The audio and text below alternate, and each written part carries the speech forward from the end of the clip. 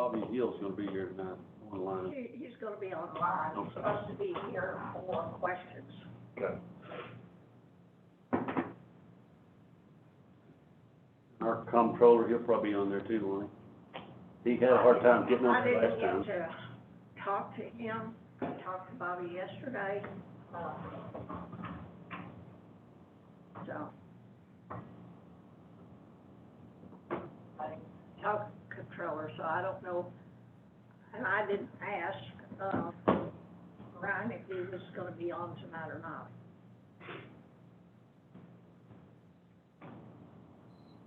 Well, it's 6 o'clock. Is it time? 5:59. That time bomb over there says 6. That's wrong. What time is it? 5:59. Tell me when it's 6 and we'll Rock and roll. rock and roll. Well, Verizon says it's 6.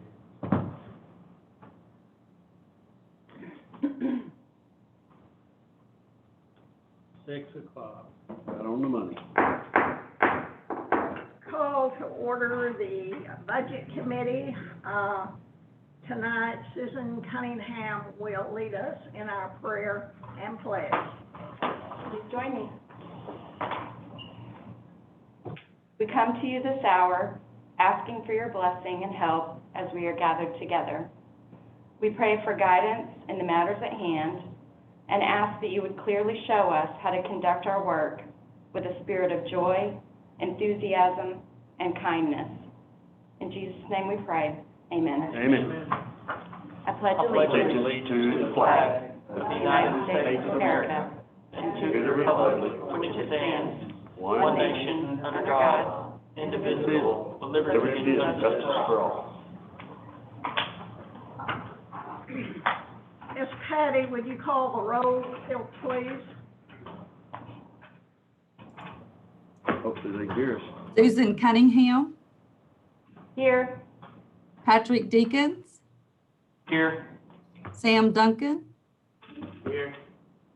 Lisa Ecke, Ann Harbison, Here. Suki Hires, Here. Andrea Jenkins, I'm here. Lance Johnson,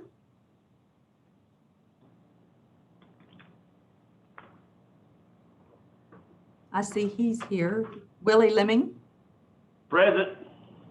Eva Madison, Here. Sue Madison, Here. Butch Pond, Here. Derek Thomas, Chandra Washington, Here. Judith Yanez. All right, JP Harbison, we have a quorum. Thank you. Brian, let's have a motion to adopt the agenda first. Madam Chairman, I move adoption of the agenda with the omission of item 4. Second. All right, I had a motion first by Sam Duncan here in the courtroom before yours, Ms. Madison. Do I I have have a a second? second to my motion, Madam Chair. JP Madison. Sorry, okay, Brian? JPs, I want y'all to know that JP Harbison reached out to me this week to ask if I would join your meeting and serve as parliamentarian, which I agreed to do so. In doing so, we will be following parliamentary procedure, specifically Robert's rules, as y'all have adopted, as well as your own code. You are not recognized to speak unless the chair recognizes you. If you speak out of turn and are not recognized, your motion or anything you say is not proper. And so you must have the floor. And if you speak when it's time to make a motion, just to make a statement, JP Harbison has asked that I mute you and let you know that you are out of order. And so in doing so, we will be adhering to Robert's rules, as well as your own ordinance that states that each JP may speak up to 2 times for a total of 5 minutes each time on any item. Anything outside of that will have to have a suspension of the rules to allow. Point of information. Okay, JP Eva Madison? How are you gonna mute the people that aren't on Zoom? They will be muted and asked to stop talking by JP Harbison. And just like any other meeting, the chair has the ability to ask people to leave if they refuse to follow the chair's instructions. Any appeal from the chair's decision can be made to the full body as allowed by Robert's rules. Okay, Brian, would you please rule on, Sam Duncan here made a motion first, but he didn't have a second. I was seeking to make a motion. I was asking for the floor. Sorry. Okay, he was asking for the floor, okay. Please rule on this situation, please. I'm sorry, JP Harbison, can you say that? Comment, again? Madam Chair. I want Mr. Lester to rule on who has the floor. Please do that, Mr. Lester. Madam Chair, that is up to you. Whoever you recognize first will have the floor to speak first. I don't believe anybody has been recognized. That is Excuse me, correct. That's why the chair may recognize someone at this point to speak. You made a motion without being recognized. Mr. Sam Duncan made a motion prior to yours. Not recognized. So I'm going to rule that Sam has the floor to make a motion. I would like to amend the agenda to remove item number 5, the reasoning that we need to establish our goals and budget process prior to hearing any particular budgets. I'll second. All right. On the agenda, I have a motion to remove number 5 from the agenda for tonight. All right, all those, is there any discussion? I have my hand up. JP Sue Madison. I would amend that motion to delete item 4. Second. All right, we've got 2 different motions Amended. to amended, all right. It's been amended to add, number 4 with number 5. JP And there was Harbison, if I may, Yes, I don't believe under Yeah. Robert's rules you can have 2 competing amendments. I think you have to rule on one at a time because they're the same exact motion. Neither one supersedes the other. And so I believe they must be taken in order. As we've done in the past, there have been the request to make a friendly amendment, and that's always what's been done when someone wanted to amend something that was already amended. And so if these amendments are, if the original amender will not agree to this subsequent amendment, then I think you have to take these up in order. Point of order. I think the actual proper motion, I'm sorry, you're out of order, Miss Eva Madison. You a haven't been point of order recognized. is always in order. You still must get the floor, JP Madison. I have my hand up. Point of order. So what's the point of order? If what the parliamentarian says is correct, then the original motion should have been a motion to adopt the agenda. Then there would have been a motion to amend it. But what JP Duncan moved was to adopt the agenda with an amendment, therefore making JP Madison's second motion to amend proper. It was not 2 motions to amend. The first motion was a motion to adopt the agenda with an amendment. So Okay.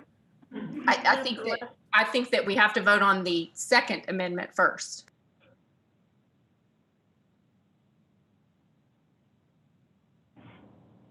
I'm waiting for a ruling.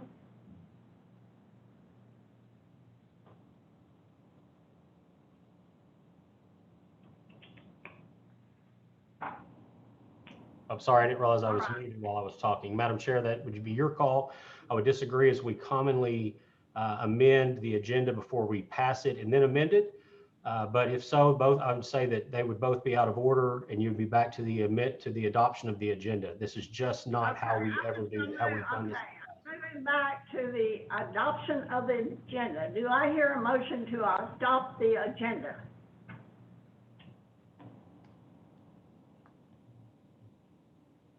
All right, I hear no motion to adopt the agenda. So all right, JP Madison, We don't have an agenda. I move we adjourn. There's a motion to adjourn on the floor. It's not debatable. You must take a vote at this time, JP Harbison. all right. Let's do a roll call on this. There's no second on that, There was no second on the agenda. no, see, there was an agenda and we didn't get a second, so she's asking now for a motion to adjourn, which we have to vote on. That's correct. There must be a second, but it's not debatable is my point. And so after a second, if there's a second, then you must move to vote. All right, I seconded that motion. I was silenced by the parliamentarian. you second the motion to the agenda. JP, Eva Madison's motion was seconded by me, but I was muted. All right, we're voting on whether to adjourn or not. That is the motion. All right, Ms. Patty, please call the roll. Susan Cunningham, No. Derek Thomas, Judith Yanez, Patrick Deacons, No. Lisa Ecke, Sam Duncan, No. Chandra Washington, No. Eva Madison, Yes. Andrea Jenkins, No. Suki Hires, No. Sue Madison, Yes. Willie Lemming, Hell no. Butch Pond, No. and Lance Johnson.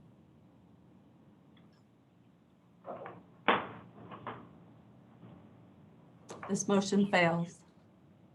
Okay, now, let's go back and, I'm gonna ask for a motion to adopt the agenda. I move we adopt the agenda with the deletion of item 4.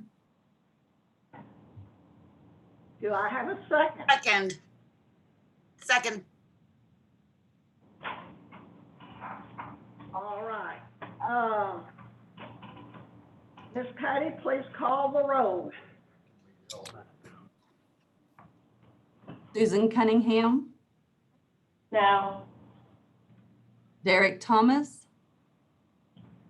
Judith Yanez, Patrick Deacons, No. Lisa Ecke, Sam Duncan, No.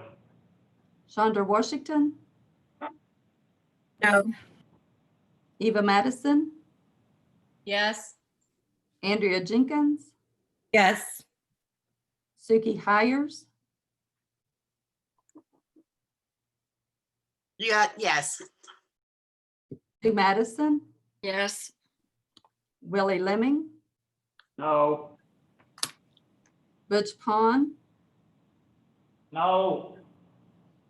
Lance Johnson. All right. Is Lance,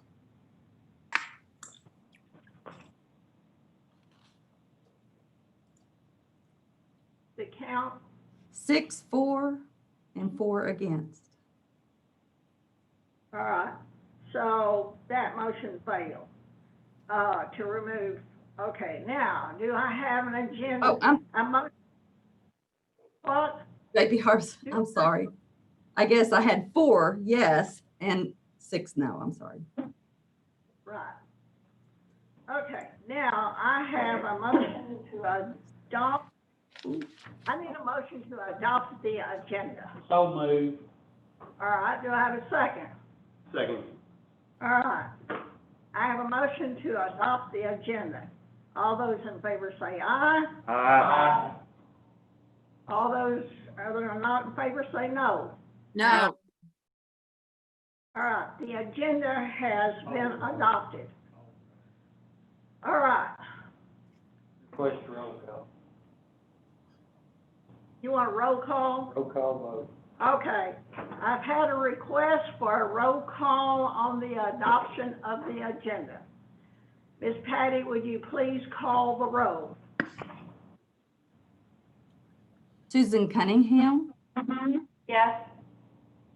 Derek Thomas, Judith Yanez, Patrick Deacons, Yes. Lisa Ecke, Sam Duncan, Yes. Chandra Washington, Yes. Eva Madison, No. Andrea Jenkins, Yes. Suki Hires, Nope. Sue Madison, no, Willie Lemming, Yes. and Butch Pond, Yes.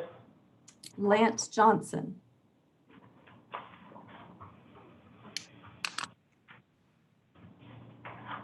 Seven, 4, and 3 noes. Okay, So it passes. we have adopted the agenda.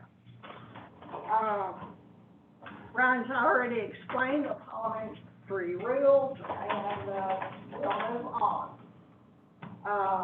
To number 4, an ordinance setting controls for the 2021 budget. JP, Sam Duncan, would you explain this ordinance, please? Yes. Wait a minute. Okay, So the purpose of this ordinance is to grow unappropriated, we'll have to have a motion and a second. I'm gonna make a motion within this. Oh, okay. The purpose of this ordinance is to grow unappropriated reserves to $5 million and to start from a revenue and savings standpoint first. Said another way, set savings goals before you spend.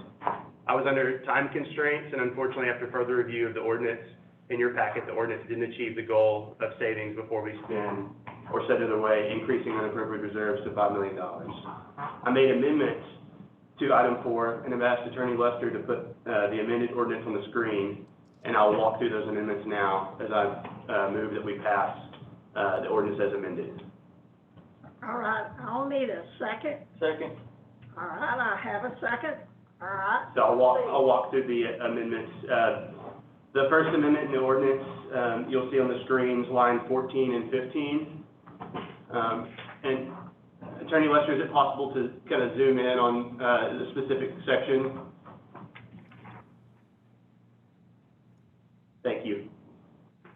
So you'll notice on lines 14 and 15, the First Amendment is going from full county revenue to county general fund revenue. The reason for this amendment is that we can't grow reserves using non-general fund revenue. As a result, the jail and road department budgets have been removed and are not considered in this ordinance. Both the jail and the road department would come before the quorum court separately, outside of this ordinance.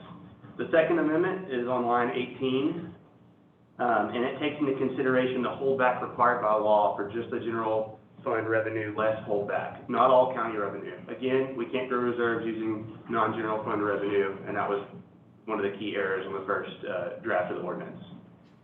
The Third Amendment is to line 22 and 23, which makes clear the goal of the ordinance of increasing county revenue, or county reserves rather, to $5 million and increasing emergency fund to $500,000. We currently have just over $4 million in unappropriated reserves, so this clearly states the intent of increasing the reserves to $5 million. Next, on lines 26 and 27, I'm simply striking that whereas clause. The next change is to line 35. Article 1 then shows what is available to budget after we have taken increased reserves and emergency funds into consideration. So again, just to remind everyone, the idea of this budget process would be to, instead of going line by line and hoping that we somehow end up with more money in the unappropriated reserves. Instead, we would go start with revenue, take out, hold back, save the money we need to. So start with revenue, then the savings, and then we spend our money that we have left over, and not the other way around. The next piece is we're striking Articles 2 through 6, and we would have a new Article 2 that's found on line 55. Article 2 now shows the percentages by department. This is based on the requested percentages and compares similarly to the last 3 years.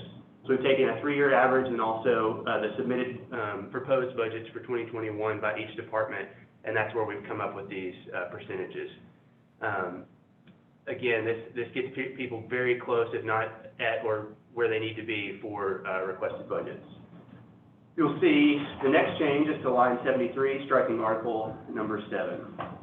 Just get a copy of that. The final change to the new Article 3 clearly shows all the budgets included. Again, you will notice that jail and roads department are not included in the ordinance and will come before the court separately outside of this proposal.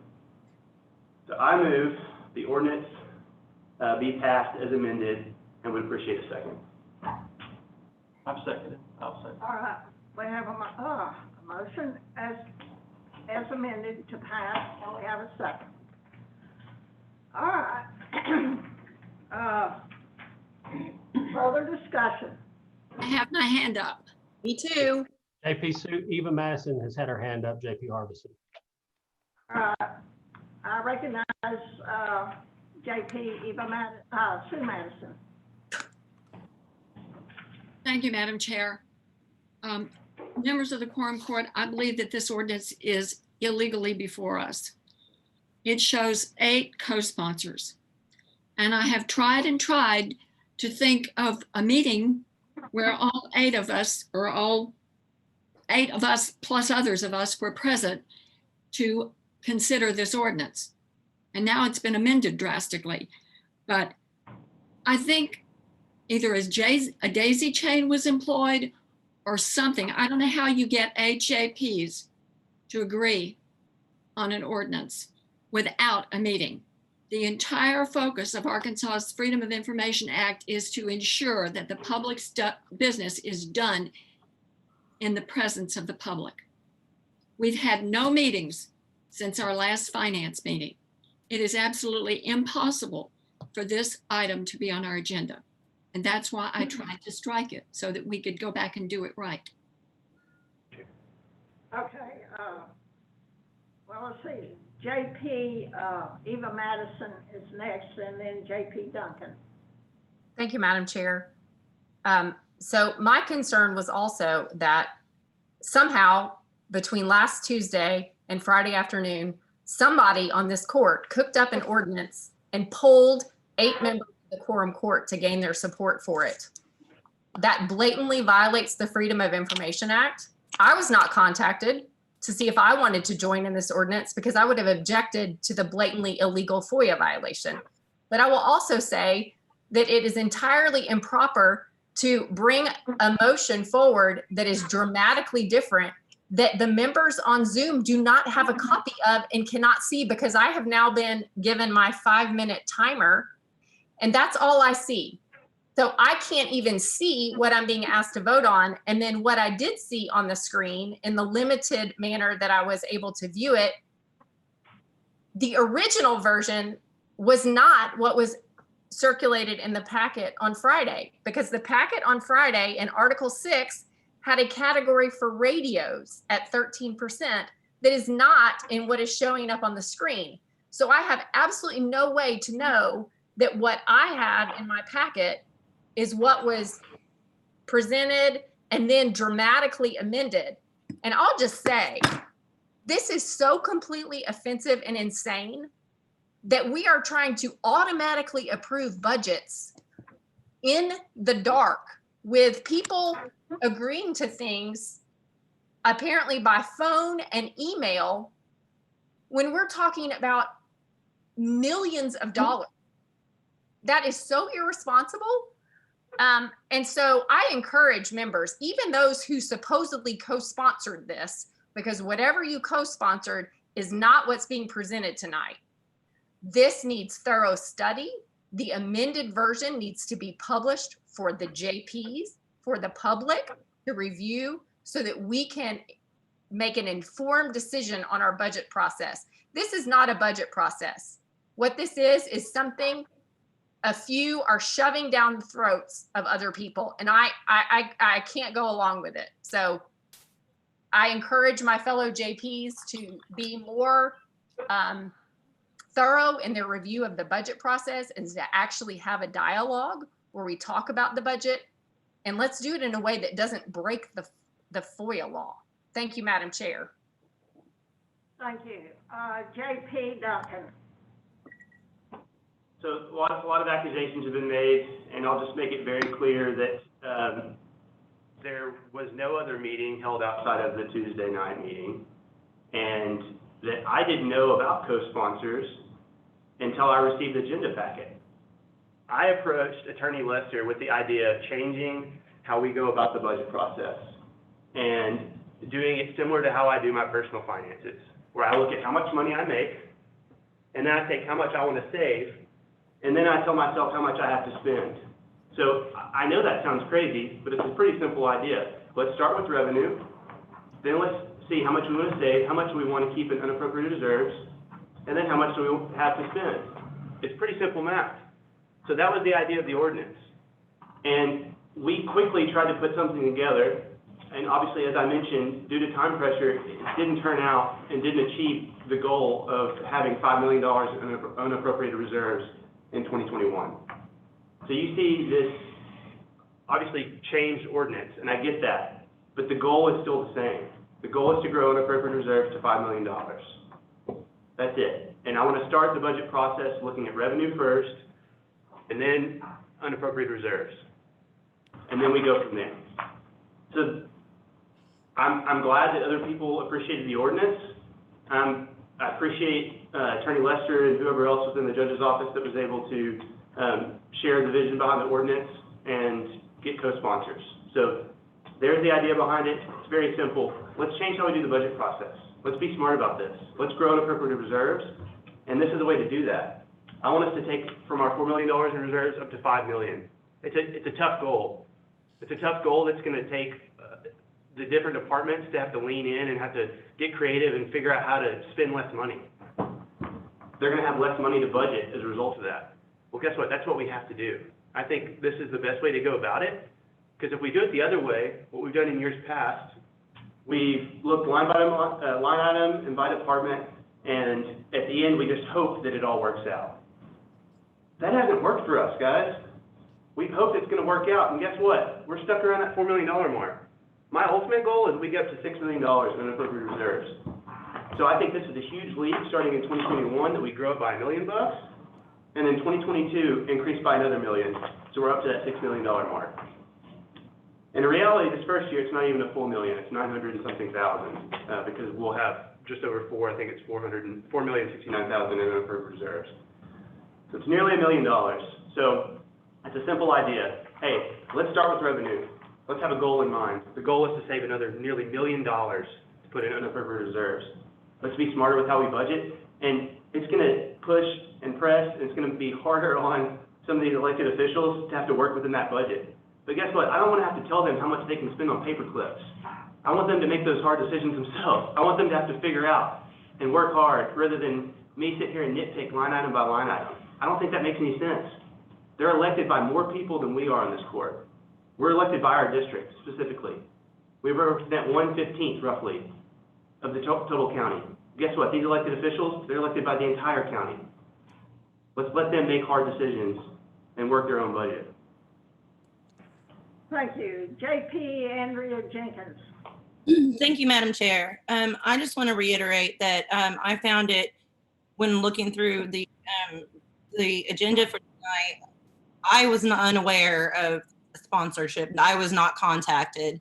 Myself, JP Hires, and the two Madisons, none of us four were contacted, I'm assuming, to hear about any kind of wanting any kind of sponsorship.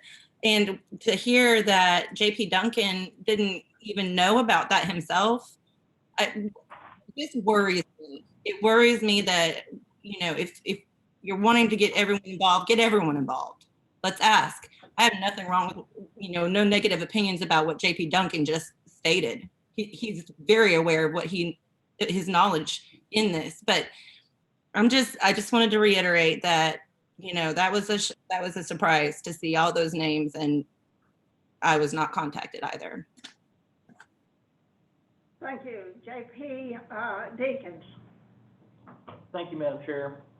A lot of political theatrics tonight. That's the way I would describe this thus far. First of all, to insinuate that anything illegal happened outside of FOIA is completely ridiculous, patently false. I was presented this ordinance and asked to review it and asked if I was an approval of it, and that's how I became a co-sponsor. I don't think there's anything illegal about the idea of a co-sponsor. It's something that I think we should all strive for. I really appreciate Justice Duncan putting the time into this budget. And let's think about this from the setting where this came from. I believe everybody on this court's frustrated by the budget process, and I think the elected officials and department heads are frustrated by the budget process. And I think that if we back up and look at this at the grander scheme of things, JP Duncan's ordinance is on the right track. If you start out without giving our elected officials and the people who are in charge of these budgets some sort of goals that they're working for, or some sort of parameters that they need to stay within, it sets us up for failure later on in the budget process. They don't know where to go. They don't know where to point the ship, if you will, in terms of where they need their spending to be. That's why I'm a fan of this. I want us to set the goals, the tone, and the tenor for the budget process of the county. And then I want the elected officials to work within their budgets and then also with one another to come up with countywide budgets that can fit within the parameters that we see fit for the whole county. Now, some would say that, well, that might be a pretty grandiose idea. But the one silver lining we might have out of COVID is that we have seen that happen. We have seen these elected officials work together and respond to this crisis and cut their budgets when it was assumed and suspected that we were going to have a great shortfall. So I am very, very optimistic about that. We have to start from the revenue. We have to set the savings goals, and this is a starting point. We want to have broader discussions about what we want to do for our employees, what we want to do for capital expenditures in the future. All that can only be done if we have a good and robust reserve. I've been talking to several elected officials in preparation of this budget process. These are adults. They're duly elected. They've been through a very difficult year, and some of them want more freedom in what they can do within their budgets than to bring line items in here and us go through them one by one and attack them for whatever political purposes or personal vendettas we might have. I want to skip all that. And I want to incentivize the people that put these budgets together and spend these monies. I want to incentivize them to think about their departments both in the current year and where they want them to be 1, 3, 5 years from now. That's why this is so important. It's a discussion. It's a discussion starter. The one other frustration I've had is we all know that there are 15 justices on this court, and I doubt there'd be 15 of us that would agree with one another one-on-one. There are 15 independent ideas and thought processes for this county. So let's work together. Let's debate and discuss this. Let's talk about it, but let's not obstruct it. Let's not stop where we're at, impede progress, and go back to the same failed system that hasn't worked for the elected officials, the quorum court, but most importantly, the people of Washington County. It's not working. Thank you, Madam Chair. Thank you for your comments. Do I have anybody on Zoom? Okay, on Zoom. I can't see it. Brian, is there anyone on Zoom? Yes, JP Hires and JP Washington both wish to be recognized to speak. Hires, JP, Suki Hires. Thank you, Madam Chair. Just a couple things I'd like to say. I don't take any issue with looking at how we do the budget and making changes, I have no issue with that. I think it's a good idea. But I do take issue with a couple of things. First off, I'm kind of concerned about the $500,000 in the judge's emergency fund that has gone up from $75,000 to $500,000. And that's part of this ordinance. I don't feel like I have the answers that I need to understand why we have gone up 566% on that. Additionally, I've only seen a snapshot of this newly very revised ordinance. And I've had no time to study that one. I prepared with the one that was in our packet. And so again, I don't have a problem with changing how we do the budget, but I don't consider it political theatrics to ask questions about why things are being done the way that they are being done. And so I'd like answers to that question, particularly about the $500,000 in the emergency fund and how that plays into all this and where it came from. Thank you. All right, JP Washington. Thank you, Madam Chair. I would just like to say that as a co-sponsor of this, that I can assure the members of the court that there were no FOIA violations. Definitely not on my part. I reached out to the judge's office after last Tuesday's meeting with my frustration that the meeting was disorderly and that it was non-productive, and saying that we needed to do something to provide guidance to us so that we could have a more orderly and succinct meeting so that we could get this budget finalized. I think that I've heard a lot of things and terms being thrown around tonight. I can understand the frustration of the people that feel that they didn't have enough time to review that. I can definitely understand that. I can understand the frustration of people that feel, well, because we got here and it's being amended drastically and we've not had an opportunity to review that. My challenge to the court is, and the reason that I agreed to co-sponsor this was because this is at least a starting point. And my entire frustration with the budget process has been that we don't have an end goal in mind and we never really had a process. So I would just appeal to everyone that this is not final. This is definitely something that we need to discuss. This is something that we need the expertise of every single person on this court. I realize there are justices like Justice Eva Madison, who has been the chair of this committee before, who is a wealth of knowledge, who knows things that I don't know and that the rest of us don't know. But my hope is that that tonight we can at least take an objective look at this. Whatever doesn't work, you know, we omit that, and then whatever works, we keep that, but we do everything that we can do to be sure that our budget is finalized in time. All right, JP Butchcom. Yes, ma'am, Madam Chair, thank you. As J.P. Washington had stated, and I took it to heart, I felt the same way about it. First, I'll just assure the court that I had no meeting with any other justice of the peace about this thing, and my heart goes out to any of you that your feelings are hurt because you've been wrongly accused. I'm glad that someone from the judge's staff was able to get a hold of me. Sometimes that's very difficult. It just happened I didn't have a tractor running or something at the time. And I listened as it was brought out to me what the idea of this budget control ordinance was all about, and I really appreciate it. Didn't really have any idea who was gonna like it or who was not, but I did approve of it, and I requested that I be put on. Had they not been able to get a hold of me when they were reaching out, still, I would be here this evening and would be very satisfied with what had been done. I'd be included now in a discussion and a decision making about it. I would not have just decided to jerk my knee and vote no because they never got a hold of me before now.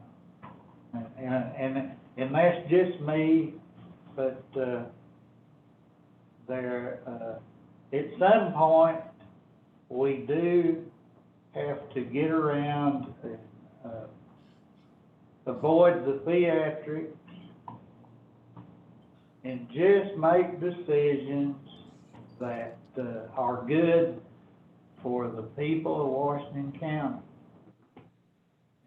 Get all of this political garbage, all that put aside, and get something done on this. The more fussing and arguing and all that stuff we do, the more it costs.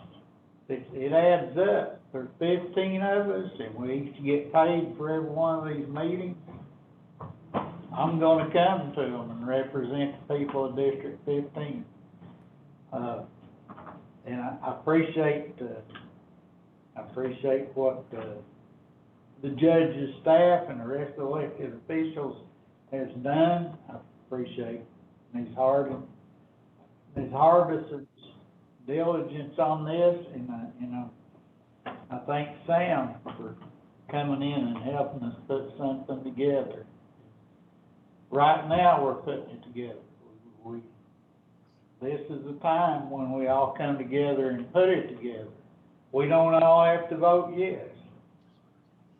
But I really am disappointed when some of us, because we don't get our way or we're not in charge, accuse others of breaking kinds of rules and sicking lawyers on us and that sort of thing. Thank you, Madam Chair. Thank you, JP Harbison? Yes. JP Eva Madison has her hand raised, but we should probably make sure no one who hasn't spoken would like to speak before we move on to the second round of debate. All right.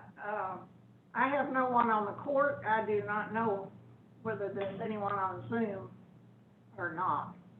JP Yanez has raised her hand to speak. Okay. JP Yanez is recognized. Thank you, Madam Chair. So I just wanted to like everybody else echoed, I did not speak to any other JP. I was contacted by the judge's office, and I'm doing my own research on the other side. I do want to say, because I was frustrated like everybody else with our budget process last week, and I didn't want this to be a Democrat versus Republican, and that's why I decided to sponsor this.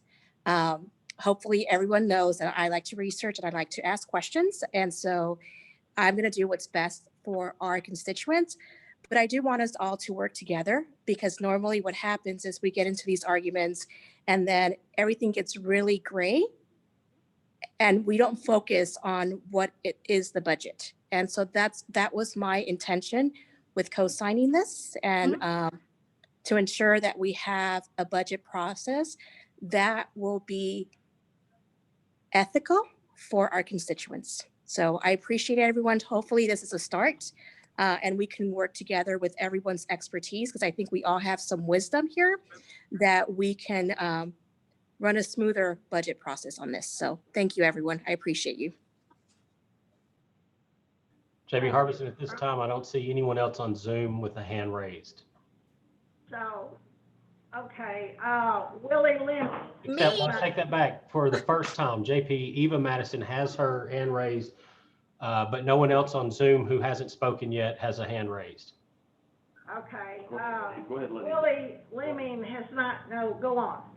We have to follow the rules. Oh, okay. Thank you, Madam Chair. I just want to say I think it's a step in the right direction to help our budget process, and because it has been chaos, and we need to get out of this chaos and get stuff done. I would like to talk to somebody on this issue, like Bobby or somebody on the radios, because I don't understand why there would be a percentage of any kind coming out of a tax that's earmarked for radios. So why in the world would you have a percentage in here for that. I don't think it's on the amended version. That was taken. It's on all this. We haven't But voted on anyway, the amended version. That's one thing I'd like to ask from Bobby or somebody later on. Thank you. All right. Thank you. Okay, JP Eva Madison is recognized. Thank you, Madam Chair. I would like to point out that those of us that are on Zoom, all we can see is a really big screen with a counter on it.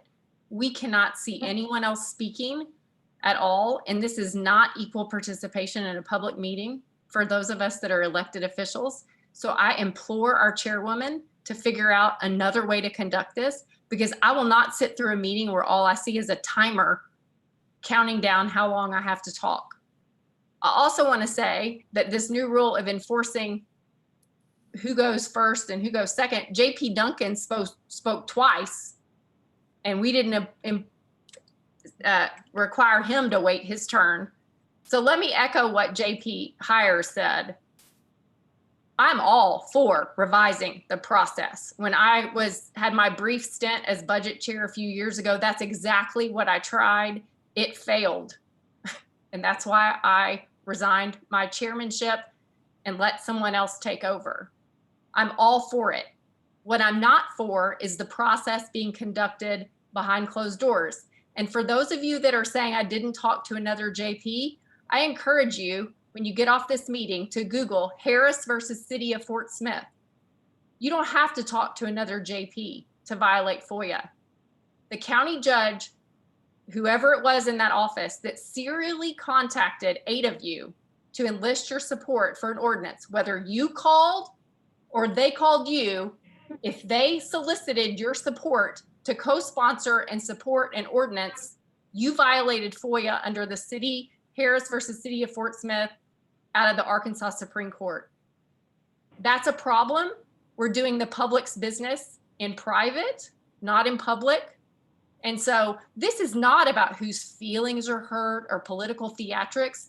This is about the Freedom of Information Act and the fact that 8 people, and apparently only 8 people, were contacted in private by someone in the judge's office and asked to support an ordinance that had not seen the light of day. I would implore the members of this court to not double down on this legal violation and stop this ordinance in its dramatically amended form tonight. Let it see the light of day. Let everyone on this court decide whether it's a good ordinance or not. But those of you who don't think you violated FOIA because you didn't talk to another JP, you don't understand FOIA. And you have put yourself at risk, and the judge's office has put you at risk. So I would move to table, but I know it's going to fail. And so I just implore everyone on this court to put the brakes on this process and let everyone have an equal opportunity to discuss how we're going to make this budget process play out. Because I can't, even if I wasn't concerned about the FOIA issues, I couldn't make an informed vote on this motion because I don't have the ordinance in front of me. All I see is a really big timer telling me that I have 1 minute and 38 seconds to finish talking. And that's not how any elected official should be treated. So thank you, Madam Chair. Thank you for your comments. All right. Is there anyone else that wishes to speak? Okay. JP Duncan. I'm going to take recommendations of other members of the court and move to Point table of this order. to... Point of order. JP Duncan has spoken twice. Yes, it's his ordinance. So I feel he has to speak again. So I recognize him, and I think that's the prerogative of the chair to do that. Would you please go on, JP Duncan? I would appreciate a ruling from the parliamentarian. Okay. Brian? I think that JP Duncan has spoken twice, one in the introduction and the motion, but that doesn't count as part of the debate. Any person that makes a motion isn't limited to just one debate because they made a motion. And so it appears that JP Duncan spoke to make his motion and explain his amendments. and then spoke in debate for one time, so this would be his second time.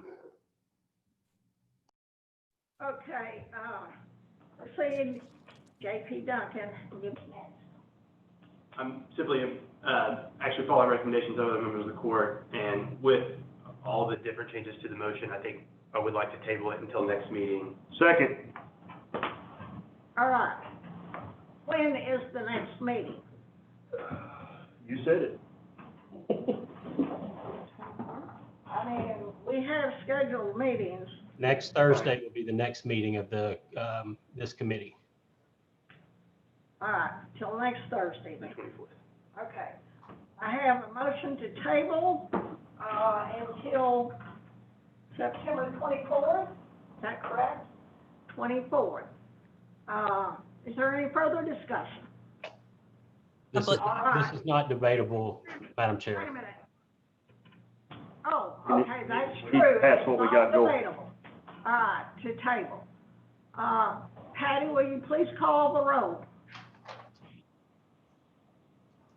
Susan Cunningham, Yes? Derek Thomas, Judith Yanez, Yes. Patrick Deacons, Yes. Lisa Ecke, Sam Duncan, Yes. Chandra Washington, Yes. Eva Madison, Yes. Andrea Jenkins, Yes. Suki Hires, Yes. Sue Madison, Yes, Willie Lemming, Yes. Butch Pond, Yes. Lance Johnson. This motion is approved. All right.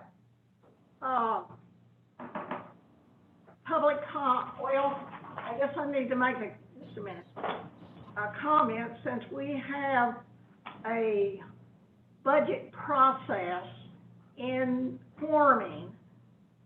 That means only the road department and the sheriff's department will do a presentation to the budget committee on their budget. So, I guess, I'm informing all other elected officials, unless something changed drastically next Thursday night, you will not have to come before the quorum court with your budget. All right, J.P. Duncan. I move we adjourn. Madam Chair, We have to have comment. We have to have public comment. All right, do we have any public comment? Yes. Madam Chair, hold on just a moment. Because you have not amended your agenda, a motion to adjourn is not debatable, but requires a second. And if the body so moves to adjourn, there will be no public comment, thus cutting off the entire meeting. And so in order to get to the public comment, if that was the choice of the body, you would have to amend the agenda to remove any other items or get through those items. So right now there is a motion on the floor to adjourn. All right, so you're referring to item 5, correct? That's correct. Any other item, there's a motion to adjourn, which is proper. And if it is seconded and then passes, then the meeting will adjourn without moving on to any other agenda items.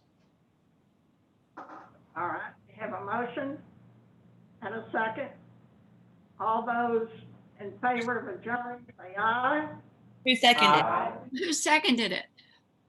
I didn't hear. Willie Lemming, So we're not letting public comment. all right. We have a motion to adjourn, and we have a proper second. Patty, please call the roll. Susan Cunningham, Yes? Derek Thomas, Judith Yanez, No. Patrick Deacons, Yes. Lisa Ecke, Sam Duncan, Yes. Chandra Washington, No. Eva Madison, No. Andrea Jenkins, No on the account, giving public time to comment. Suki Hires, No. Sue Madison, No. Willie Lemming, Yes. Butch Pond, No. Lance Johnson,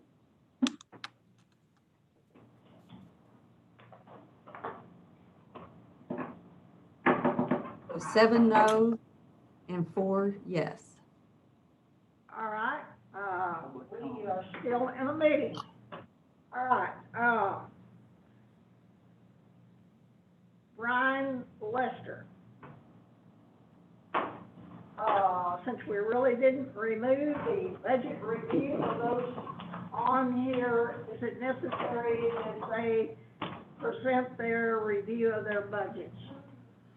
Madam Chair, unless if someone were to make a motion to table theirs until the next meeting, or make a motion to amend the agenda to remove those items, that would be in proper order. A motion to amend the agenda would take 10 votes in favor in order to amend the agenda at this point. A motion to table until the next meeting would be a simple majority. Madam Chair. J.P. Pond. Move the table until the next meeting. The reason I voted no was because we were skipping public comment.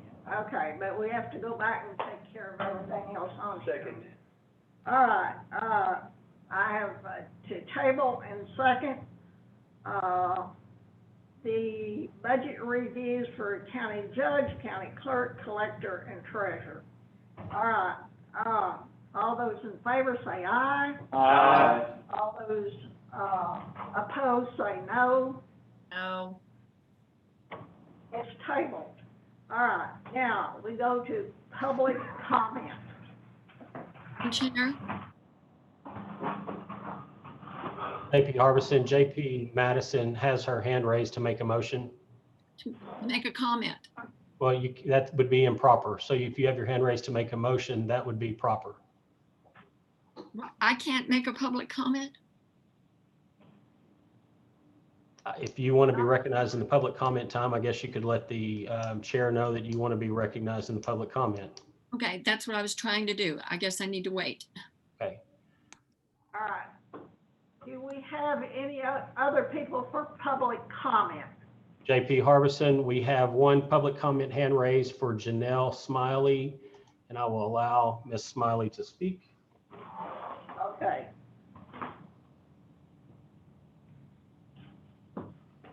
Ms. Smiley, you may speak. Thank you. I'm concerned about several things. One is the general perception, apparently, that the ends justifies the means. That's not how American jurisprudence works. That is not how a nation of laws works. And I am thrilled that people are concerned about the reserve fund. It's a good thing. But we can't get there by doing unlawful things, by having communications through third parties unlawfully. The other thing that concerns me a great deal is the ballooning without explanation of the judge's emergency fund. That needs to be addressed in detail, why there would be that extreme amount of money placed in that fund. So those are the two things that I think are most concerning about this meeting. Thank you. Thank you, Janelle Smiley. Okay, JP, Sue Madison, as a public citizen. Okay. Thank you, Madam Chair. Members, I'd like to tell you about a circumstance that's been brought to my attention regarding a dirt pit that the county has down southeast of Brentwood. I visited the dirt pit. It's one we've had for quite some time, but apparently there's been aberration from the original plan for the dirt pit, and the county has constructed a very large dam across a ravine for the landowner. I was very concerned about that. I contacted Department of Environmental Quality immediately. They sent 2 local individuals out there who have determined that indeed that was not in compliance with the permit that the county had. They're writing up a report that will be sent to DEQ's Enforcement Division. There may be penalties. There could possibly be an order that the dam be removed. But I wanted you to know about that because of probably inappropriate use of county resources on private property and the fact that we may be facing some fines and additional expenses. That's all I have. Thank you. Are there any other public comments? Yes, JP Harbison. This time Sarah Moore has her hand raised and will be allowed to speak. Okay. Hi, this is Sarah Moore in Fayetteville, Arkansas. I just wanted to say thank you for having a conversation or starting the conversation on potential budget controls. I mean, I got to live through last year's budget process, and I know that was a very complex and at times chaotic process. And so I appreciate in the given times that we are during the pandemic, where there are so many unknowns and so many potential financial pitfalls going forward, that we're trying to set up some guardrails. And I hear all of the folks that have weighed in about the particular way we've ended up here. And so I understand we've tabled tonight, but I hope we will really think on what kind of parameters make sense. And I agree, and I appreciate setting what we want the reserves to get to is very important. I will tell you that folks have done work on looking at that emergency fund. And from what I understand, that $500,000 that's been written in across the state of Arkansas at other counties, no other county judge has an emergency fund that is that large. And so that's very alarming. Particularly why I find it alarming is just because we're talking about holding over monies in the budget that then will not be available for other areas because we need to hold it in the event we have an emergency. One of the things I'd like to bring to everyone's attention is that we just had the National Center for State Courts tell us some incredible opportunities that we have to save millions and millions of dollars probably to taxpayers because we jail people in our jail that we don't have to. And so they recommended things like a criminal justice coordinating committee, pretrial services, reentry. Well, there will be some funds and some budgetary things that will need to happen. So I'd really encourage us to think about what that looks like maybe into one of these, in an ordinance like this. And then additionally, I would encourage us, while I understand there's been terms in the past about not micromanaging these elected leaders, I really don't like the idea that we would say that we wouldn't have any of these offices coming and presenting if they're, flat to slightly down. I think this is a really good opportunity while we don't have to go with a fine-tooth comb, but we can actually hear what their goals and objectives are for the next year. If there's anything exciting in their office they want to pursue. And then also, I think over this last year, we've had conversations where we understood that we've left grant monies on the table, both at state and federal level. So I'd really love to understand areas they might want to explore or areas maybe that they might need assistance with, so that they put that out into the public realm and we have this public discussion of these areas of focus that they'll have over the next year, where maybe we as a community can all work together to see if there's additional resources that we can help them with. Because again, we know it's going to be a challenging year. So I think we need everyone, all hands on deck and all of us, working towards the same goal. So putting those out to the entire public would be incredibly helpful. Thank you. Thank you. JP Harbison, we have Beth Koger, who has her hand raised. I'll now allow her to talk. Okay. Koger, you can now speak. Thank you, Mr. Lester. I appreciate it. Well, my partner there pretty much said what I was going to say, except I do want to mention, in Benton County, the county judge has an emergency fund of $15,000. In Pulaski County, I did not find one online, and I called. They have not gotten back to me. I called Sebastian County, and what they do in Sebastian County is they set money aside in a fund for emergencies. It's a contingency fund, but the judge cannot spend that money unless he gets court approval. But mainly what I want to ask about tonight is just kind of second what Sarah Moore just said about the criminal justice assessment study. Let's please don't leave that behind. I don't know where that is in the budget or where will be or should be, but we have to think about that. We cannot go on. What we're doing is not working. And it just can't, it's not sustainable. So I'd like to just really ask the court, everyone on the court, to consider that, and let's make that a priority. Thank you very much. That's all I have to say tonight. Thank you. Do we have JP anyone Harbison, else? there are no more hands raised by the public. All right. Entertain a motion to adjourn. So moved. Second? So second. All right, we are adjourned. You gotta go take a vote on Yeah. Everybody in favor say yes. it. Aye. Yes. Yes. Aye. Aye. Hell, We're out of here. Oh. Answered. Hi, Suki.